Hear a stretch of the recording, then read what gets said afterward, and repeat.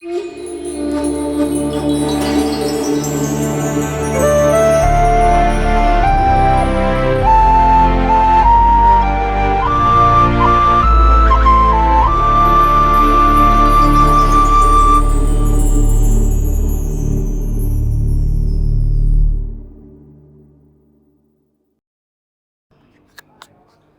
et ben voilà,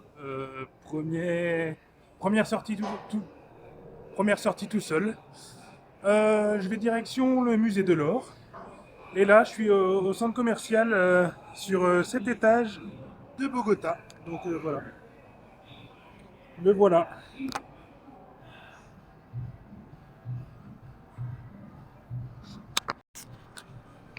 Alors le truc pas ouf, c'est que là pour l'instant ici, les escalators, bah, ils fonctionnent pas. Donc du coup, bon, descendre ça va.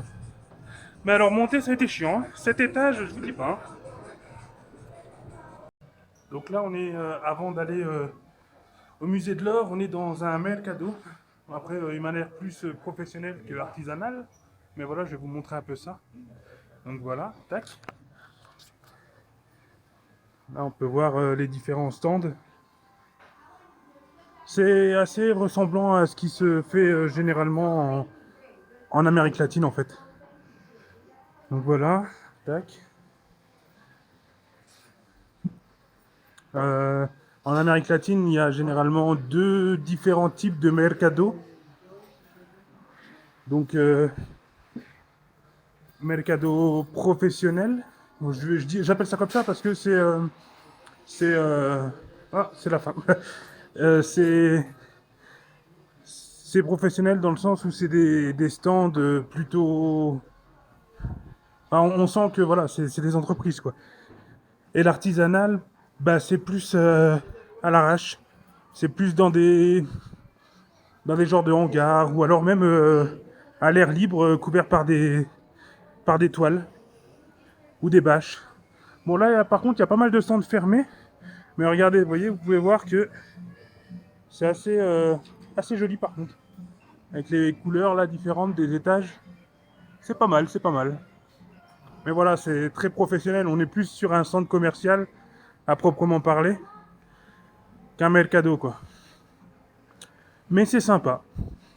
Donc voilà, c'était la petite visite rapide, j'ai envie de dire, du, du mercado ou du centro commercial. Et maintenant, hop, on va descendre direction le musée de l'or. A tout de suite.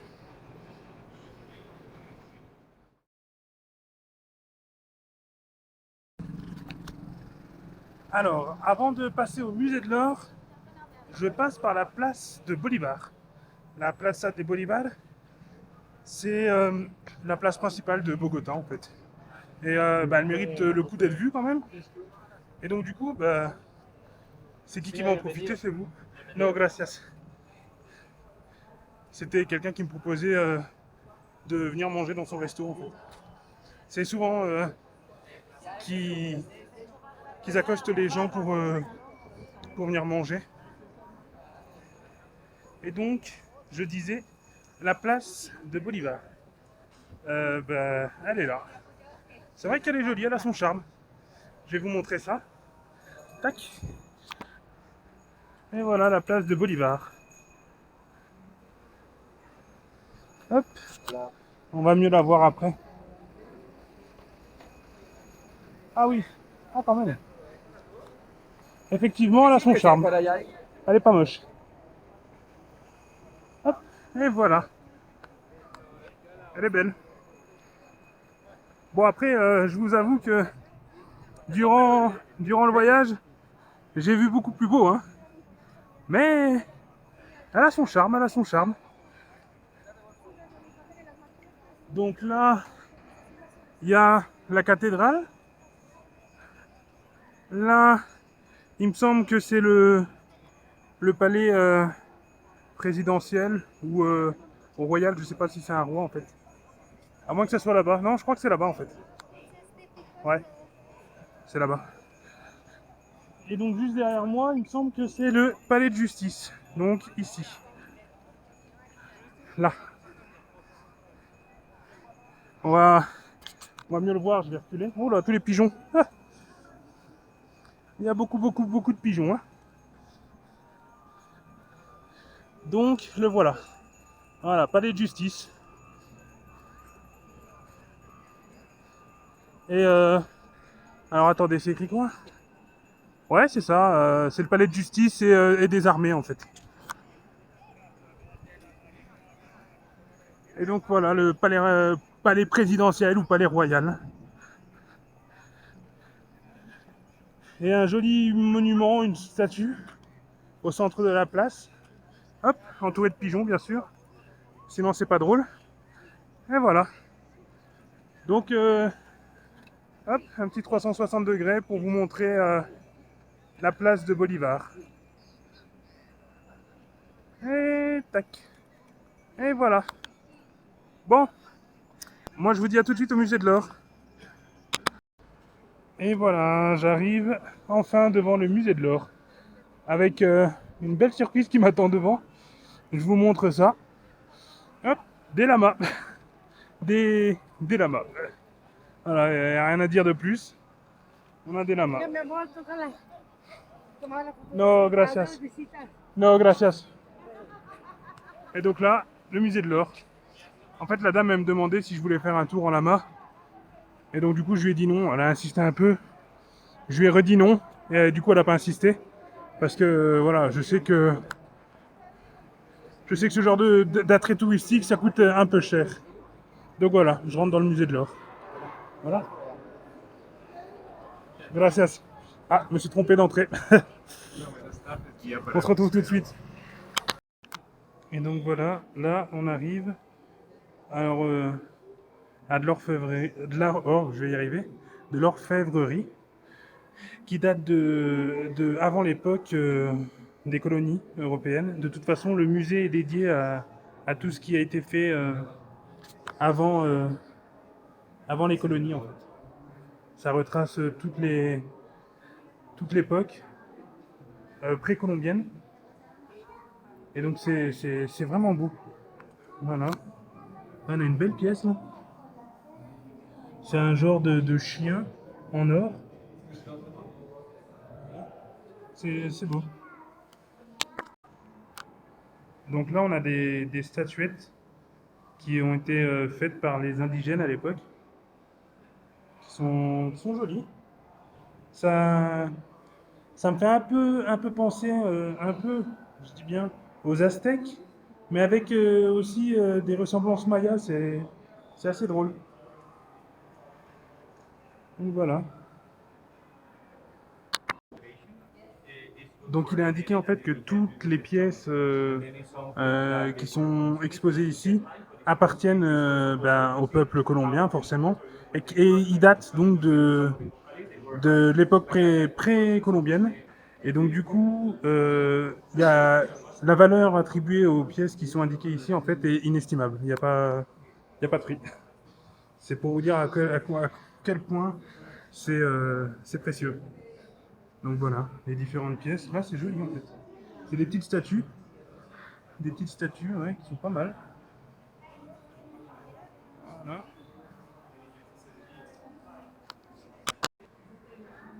Donc c'est des pièces qui datent de 2500 ans à peu près. Et ça va retracer un peu l'histoire de l'époque et de comment ils vivaient en fait. Voilà. Comment s'établissaient les sociétés, etc. etc. D'ailleurs, on a une petite référence à Mickey, on dirait. C'est drôle. Et ici, voilà, tac, des clochettes. Je pense que c'était pour les animaux, hein, je pense. Enfin, on dirait en tout cas. Donc, des pots avec des visages. Alors ça, pas mal. Pas mal, pas mal. Voilà. Ah, on a des. Donc, ça, c'est un instrument. On dirait une harmonica, mais c'est pas une harmonica. Une ocarina, mais c'est pas une ocarina. Et juste au-dessus, on a des flûtes de pan. Alors là, franchement, par contre. Et elles sont pas en bois. À ce que je comprends. Si, si, elles sont en bois. Elles sont en bois. Elles sont en bois. Hop. Belle collection.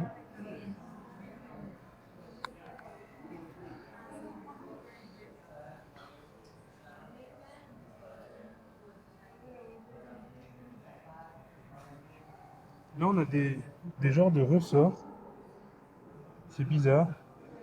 Je pense, je pense que c'était pour mettre au doigt, vu la taille, mais je sais pas en fait. On a un joli petit pot. Enfin, petit, gros quand même. Et là maintenant, direction Kalima. Kalima. Tac. Et donc du coup, hop, elle se trouve ici la région de Kalima.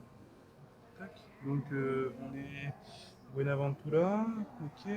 Kalima, oui, ok, d'accord. C'est ici. Donc c'est en plein cœur de la jungle. Voilà.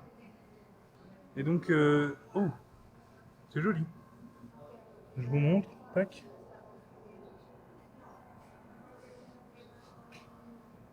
C'est des belles pièces. Hop. Alors, comme chez les Aztèques, ils ont tendance à bien aimer reproduire le palmier, hein.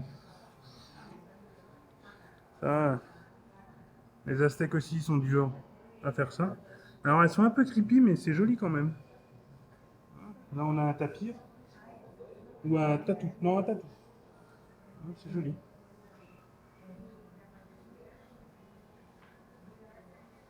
Hop. Donc ça, c'est la première partie. Et là, la deuxième partie, alors, c'est un coffre, si j'ai bien compris.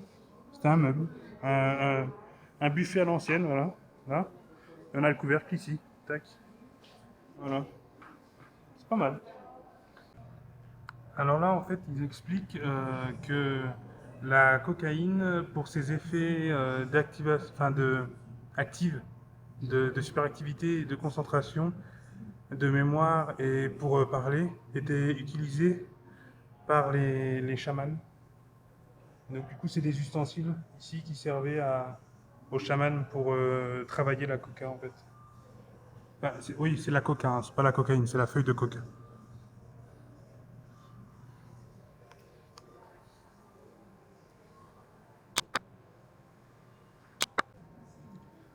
Alors là, on a des flûtes en céramique en forme d'oiseau, pardon.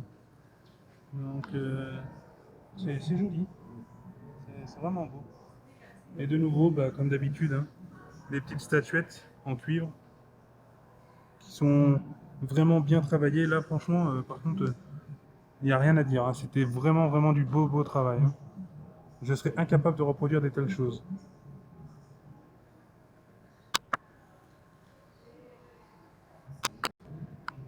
Donc là, en fait, on a des boucles d'oreilles qui sont bah, en or, forcément.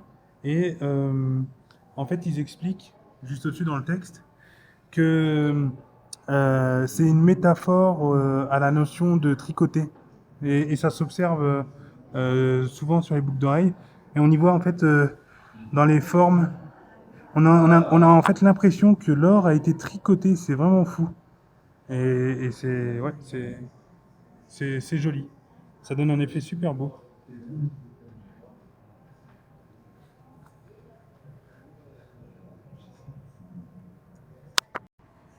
Donc là, en fait, on a des statues de femmes en argile.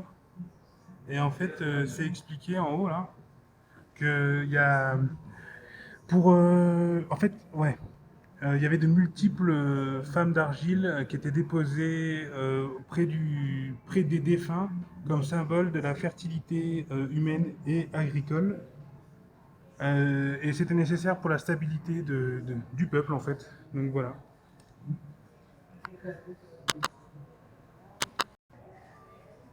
Donc là, en fait, ils expliquent que la, la reproduction des seins était utilisée pour les femmes importantes et faisait allusion en fait à la fertilité, à la gestation et à la renaissance. Donc c'était lors des funérailles en fait. Ils mettaient ça sur le défunt.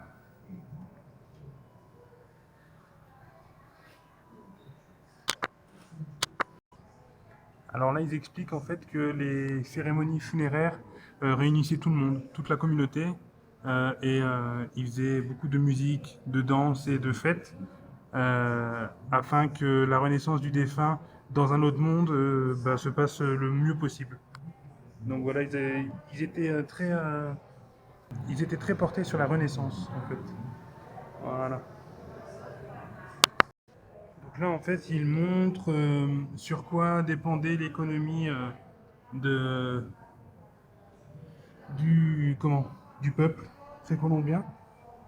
Et donc, du coup, en fait, ils expliquent qu'il y a, à l'époque, l'économie, elle était basée sur les produits agricoles, l'exploitation de sel, d'émeraude et la production de feuilles de coca, de céramique et d'orfèvrerie. Donc voilà, on a un peu des objets qui leur servaient à faire tout ça. Et notamment, on a aussi bah, des, des bijoux qu'ils avaient fait en or et en cuivre. Voilà. Donc là, on arrive dans un endroit qui est hautement gardé. Bah, pour entrer, en fait, c'est une porte de coffre-fort. Je vais vous la montrer après. Donc, c'est vous dire eh ben, le, l'inestimable prix des figures qui sont ici.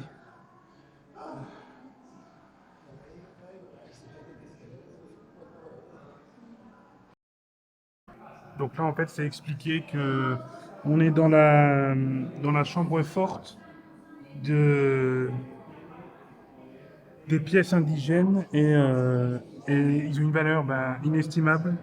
Et la seule valeur qu'ils ont aux yeux des indigènes, c'est c'est leur histoire en fait. Voilà.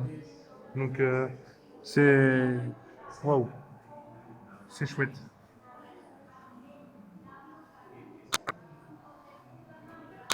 Donc là en fait on a un instrument de musique qui est vraiment beau et selon la légende donc il est en or, hein. Il est en or véritable et selon la légende en fait c'est les dieux qui ont donné ça aux êtres humains pour qu'ils puissent jouer de la flûte afin de régénérer le monde. Voilà. Alors en fait, ici on a une représentation, je sais pas si on voit bien, je crois que c'est une représentation de la Lune qui a été faite à l'époque, hein, avec différents métaux. Donc c'est hyper beau. Là on a le soleil d'or, et là on a un disque. Je pense que c'est par rapport aux étoiles. Hop. Vous voyez, tout est, là on est dans tout ce qui est cosmogonie. Donc c'est vraiment tout ce qui est en rapport avec les astres. C'est hyper beau. Donc là, en fait, ils expliquent que les objets qui servent ici, en fait, c'est par rapport aux cérémonies religieuses et elles produisent du son quand on les secoue et elles reflètent la lumière, ce qui permet aux participants d'être en communion avec les dieux. Voilà.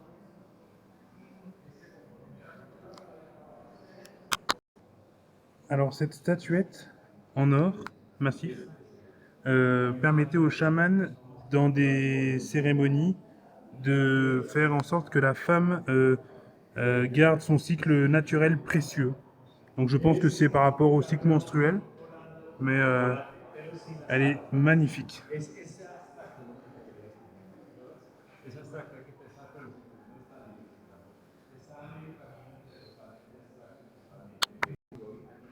Alors là, on a le logo de koh. Non, je rigole. Non, c'est un jaguar. Ça représente un jaguar. Et ils aimaient bien en fait représenter les jaguars en statue pour leur agressivité, leur sagesse, leur vitalité, et ils étaient associés au potentiel régénération de l'or et du soleil. Je me demandais pas ce que ça veut dire, j'en sais rien. Et donc du coup, en fait, pour eux, le jaguar était par ses pieds dorés, bah, tout ça en fait, voilà, tout ça, la vitalité, donc la sagesse, l'agressivité, et était associé à la potentielle régénération de l'or et du soleil. Donc je pense que c'est par rapport au fait que pour eux, l'or était régénérant.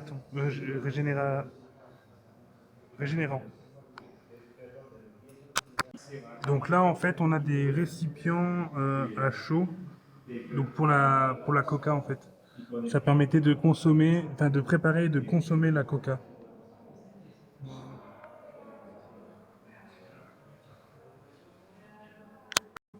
Donc là, en fait, on a des statuettes plates représentant des hommes. Et en fait, c'est des offrandes aux dieux afin qu'on leur donne de la positivité. Donc voilà, c'est des offrandes faites aux dieux. Et donc, comme je vous avais dit, en fait, c'est un coffre-fort, c'est une chambre forte. Donc, je vais vous montrer ça. Tac. Voilà, en fait, c'est une chambre forte. C'est vraiment sécurisé, quoi. Donc là, en fait, on a une représentation des chamans. Euh, en fait, il y en a certains qui ont les genoux pliés pour montrer qu'ils dansent. Et ils sont représentés avec des masques parce que, en fait, les chamans portaient des masques afin de rentrer en résonance avec le monde des dieux, avec un autre monde, en fait. Donc voilà.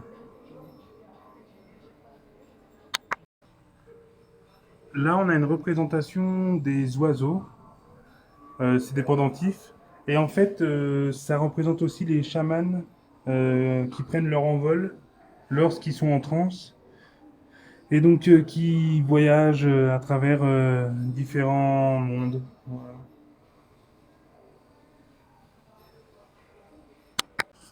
Et voilà, on arrive à la fin de la visite du musée de l'or.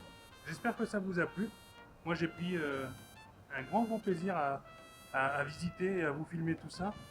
Et donc voilà, on arrive à la fin du vlog.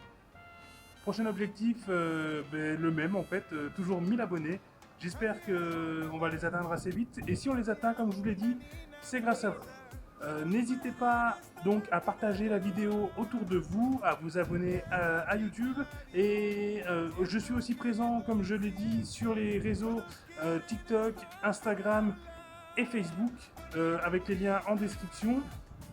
Et vous pouvez bien entendu, même si c'est pas une obligation, comme je le dis dans toutes les vidéos, faire un don via Utip ou via Tipeee ou directement via PayPal. Pareil, les liens sont dans la description.